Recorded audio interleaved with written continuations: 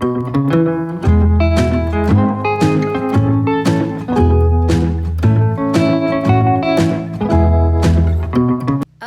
so we're here for video number 2. Abby, why don't you tell them what we're making today? We're gonna make space. Space. Do you know what supplies we're using?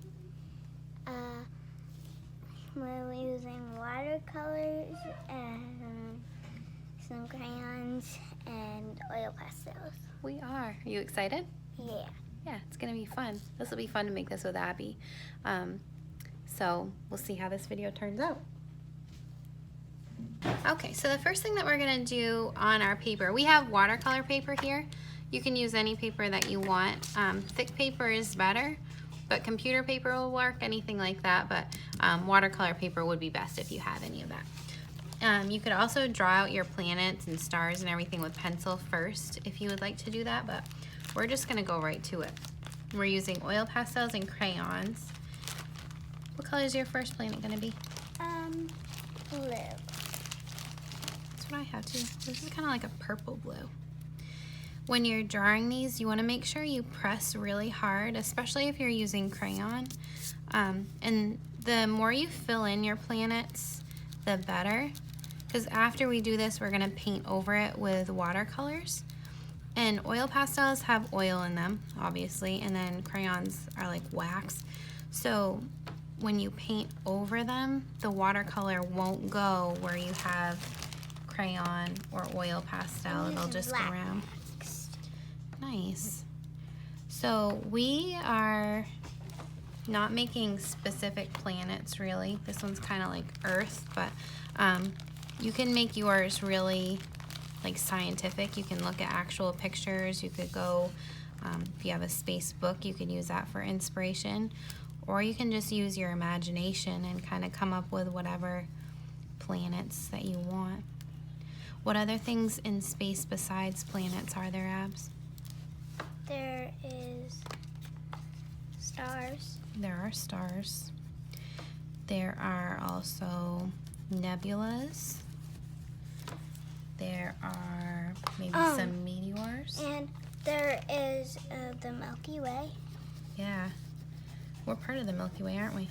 Yeah. If you're making circles and you want them to be perfect circles, you could use the bottom of a glass or something like that too to trace and make your circles with. But again, we're just kind of going freestyle with this, aren't we, Abby? Because these don't need to, you can. These don't need to be perfect, but I know sometimes people like to have them be really precise. Are we worried about precision? No. No. So we're gonna keep working on our planets and then we'll come back in a second to show you what we came up with. Okay, so we've added some planets here and we're still working on adding some more, but basically the planets are just circles that are colored in with different colors. Some of them we've added some rings onto also, so I want to show you how to do that. The first thing that you'll do is make your circle. You can do this wherever you want. You'll make your circle and color it in with whatever colors you want. Crayon broke. You're so strong. When you're pressing hard with crayons, that probably will happen, but again, the harder that you press with these, the better it'll be when we add the watercolor on. So you want to make sure that you've colored really, really thick. These oil pastels are working really well for this job too. So if you have those on hand, definitely use those. But after you have your circle, you are going to add the rings on. So the way you do that is you go a little bit above halfway and you make almost like a little rainbow on the side of the planet. And then on that bottom half of the rainbow, you continue across your planet and then you go up, make another little rainbow. That's what I did. Nice. The planets that have rings around them are always my favorite. And you can add some little moons around also if you want to. Abby added a rocket ship to hers, which I think is a really cool idea. But another thing that I'm going to add on here is some different swirls and lines, because I feel like there's a lot of things in space, and you can make this as busy or simple as you want to.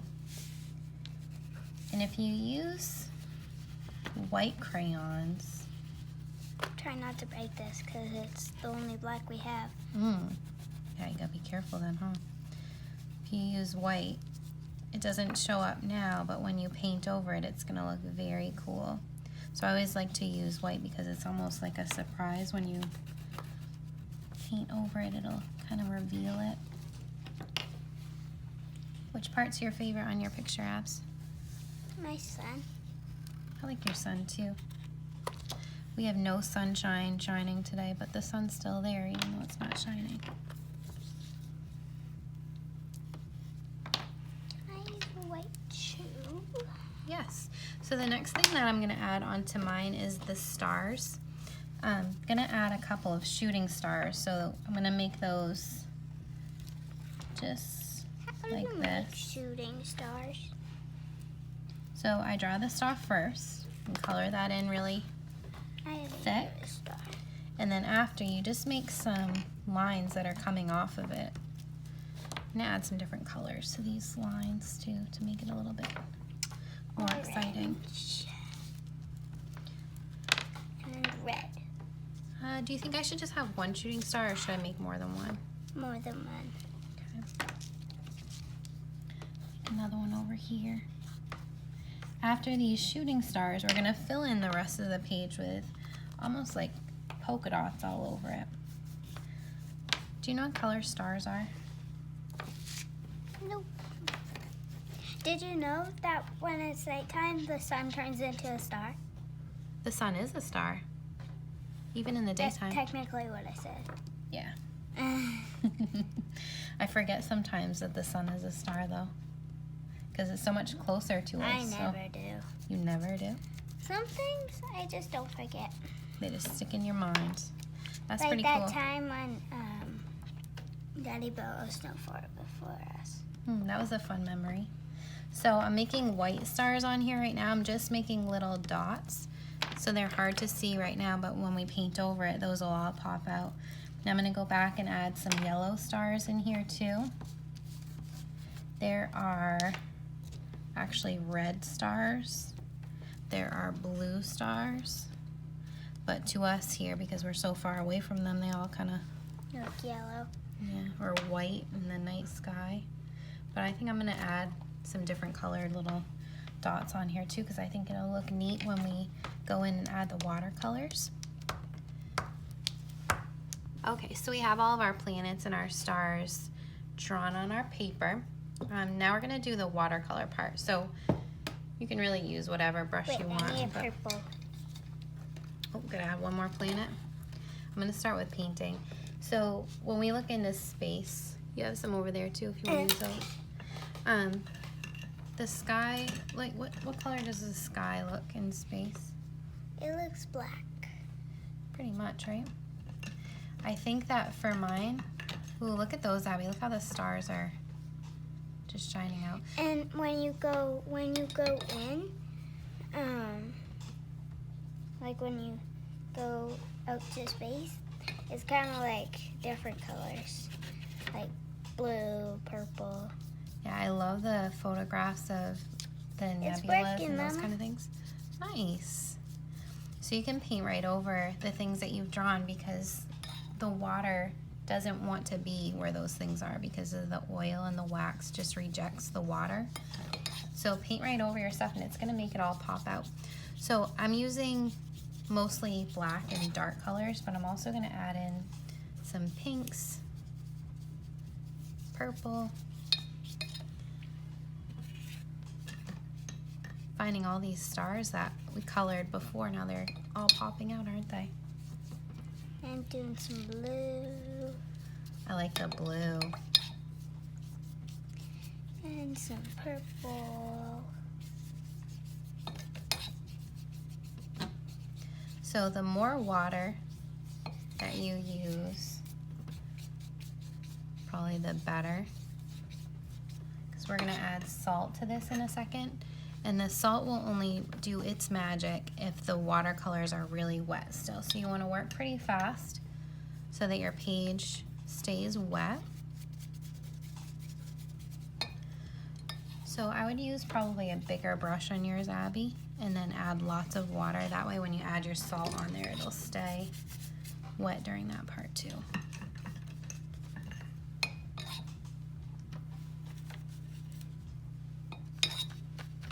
So you want to have your salt handy. Do we have our salt handy? Yep, it's right there. Okay, I'm gonna add some little blobs in here too. Boop. That's looking good. Do you want me to help you with yours? Yeah. Okay. So lots of water. I love that how when you paint over it, they just pop right out. You don't have to worry about painting the lines. Your rocket ship, that looks so good. Okay, can you get the salt? Can you just...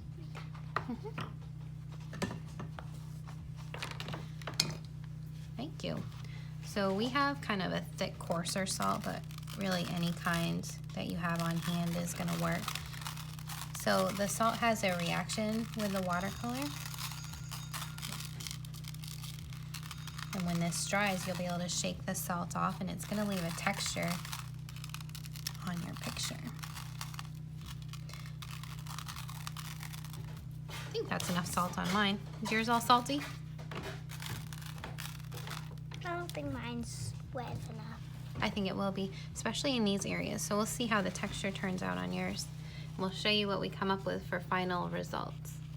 So I'm going to show you how to bang off your paper when it's all dry. So you go like this. You can like kind of rub it with your finger or something.